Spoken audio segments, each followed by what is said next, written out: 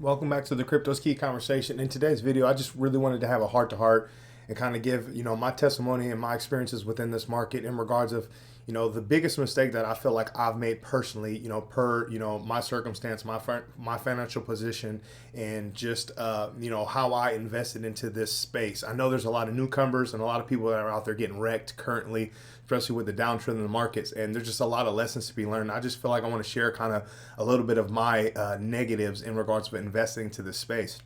So just right off the bat, one of the big things is like utilizing platforms like this, like CoinGecko, whether you use Coin Market Cap or whatever the case is, and looking at these lists of digital assets that are out there. And when I first got in late 2017, 2018, we didn't have as many as there are now. I mean, there's a lot of different digital assets. It says right here, it says coins 13,000. I mean, I'm sure there's a lot more than that. But long story short, this list can be good and bad. So starting with me, when I first got in, I just kind of looked at like the top 10. And obviously there was like, XRP was up there. I think ADA was kind of like within the top. Tron was kind of in the top. So I kind of had some visuals, outside of Bitcoin and Ethereum that were up there. And just based on, what people were saying around me in regards of what they were investing in, that's kind of how I started, introducing myself into the market. So I started throwing a little bit of money in at Bitcoin and Ethereum, and then I put a little bit of money in at XRP and Tron and so on, and did actually quite well with them, especially the ones that I've held. But the biggest mistake that I've made is trying to chase things and trying to become a trader, a day trader, or even a swing trader, whatever the case is. And the reason why I say it was a mistake for me because it just wasn't appropriate for the lifestyle I live. Like I just wasn't the type of person that can sit at the computer and learn, TA and learn about, how to access fundamentals and,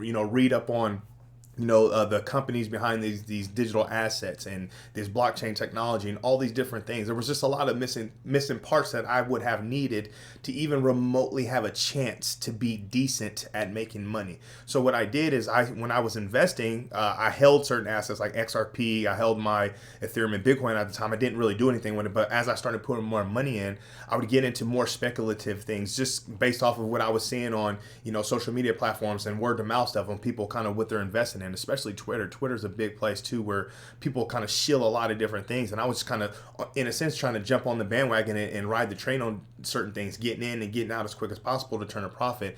And in turn, I completely got wrecked. And I know there's a lot of people out there that talk about their stories of getting wrecked. When I say I got wrecked, I'm talking like accumulation of like 20K, which there's no way I should have put 20K in the market within that time frame that I put it in.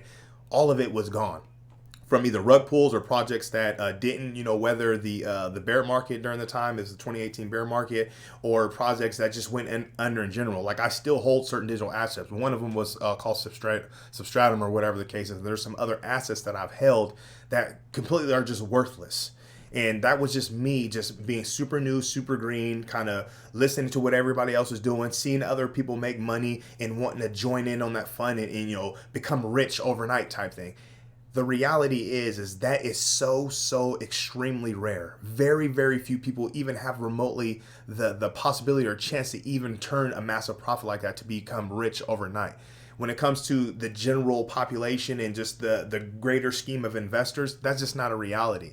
So I feel like personally for me, that was probably my biggest downfall. It's just not realizing like, hey, take a step back, start researching about, crypto and digital assets and see what it has to offer. Start going into, these specific digital assets, their websites, and look at their teams and start reading about the technology, their use case. Do they have an active use case, or is it just a white paper, or is it just speculation? Obviously a lot of it's speculation, but like trying to do my best to get as much information as I possibly can to make the right decisions, not making my decisions based off of what's being presented to me or thrown at to me through an ad or through a shiller on Twitter, or what word of mouth my next door neighbor saying he or she was doing. Like just genuinely taking my own approach to my investments, knowing that I'm putting my hard-earned money into this market to, turn a profit and, obtain financial freedom for my family. I'm saying this because this is just my truth. This is my story. And I'm the type of investor now when it comes to this speculative new emerging technology market of cryptocurrencies.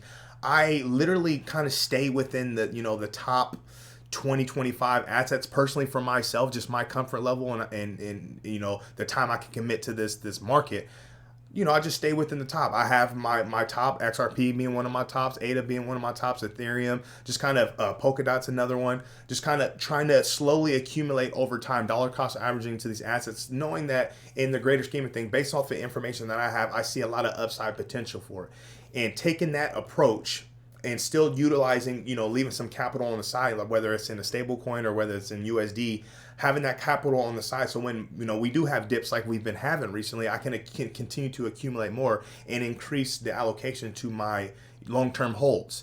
And of course, there's certain assets. For instance, I have a certain portfolio where I do have the ability to sell it if I need the money, for certain profits. But when it comes to my long-term holdings, I continue just to accumulate, understanding that I see a greater side to what it has to offer. XRP being one of the biggest ones for sure. But I just noticed from my time from late 2017 till now, even recently in the past year and a half, I still made certain mistakes that it just kills me still to this day. And that's normal. It's natural. And I'm just trying to learn from it. And one of the biggest things that I've learned is just that, is not trying to jump on the bandwagon, not trying to ride these trends and waves, because I'm just not good at it. I'm just not the type of person that's good at it. There's certain crypto people out there, whether it's a YouTuber or people on Twitter or just in certain communities, that may be good at riding trends and riding waves. That's just not for me. It doesn't work for me. So for me in particular, the best thing I can do is continue to accumulate, get into solid projects by doing my own research and making the best sound decision that I can from the information that's out there. And I've quite honestly taken that approach, looking at the grand scope or the grand scheme of my investment time within this market from late 2017 till now. I noticed I've had way more success just accumulating and holding and just waiting for my price targets to be hit to fulfill, what I need for me and my family in regards of, our financial freedom and our finances. So I just wanted to come on here quickly and just share that information. I mean, there's so many digital assets out there. There's so much people, on Twitter. This is our crypto's key stuff. But if you go to a home and you got like a bunch of different people you follow or whatever the case is, you can shield so many different assets that majority of them, if not most of them, are going to be just straight crap. People looking to make, quick flip or a rug pull or whatever the case is. That's just the reality within the market. As you can see, there's a lot of other factors that's affecting the market. If we come over here to the Bitcoin Fear Greed Index, we're back in this 10 range. So there's still a lot of negativity. So if you're getting shield certain projects, this is going to be the next Shiba Inu, or this is going to be the next Ethereum, or this is the Ethereum killer, or whatever the case is, it's like, okay, do your research and make sound decisions and do what's best for you and your investment strategy. This isn't financial advice. It's never financial advice. I'm just kind of sharing my experiences. Just for me in particular, the type of investor I am, I just learned that, hey, accumulate, get in sound projects that you believe are sound, and hodl until it reaches your price targets. Have a projected price target. Have your plan in place that works best for you and your family, and roll with it. And I've had way more success doing that. And I just wanted to come on here and share that. Make sure you subscribe to our Crypto's Key YouTube channel and come over to Crypto's Key 1 and follow us on Twitter. I'd really appreciate it. I'm really trying to grow this account as well, get more involved into community, kind of share my experience and kind of give my testimony on what's going on in the markets, and kind of update you on the latest and greatest news going in the marketplace. But with all that being said, stay strong out there, be safe.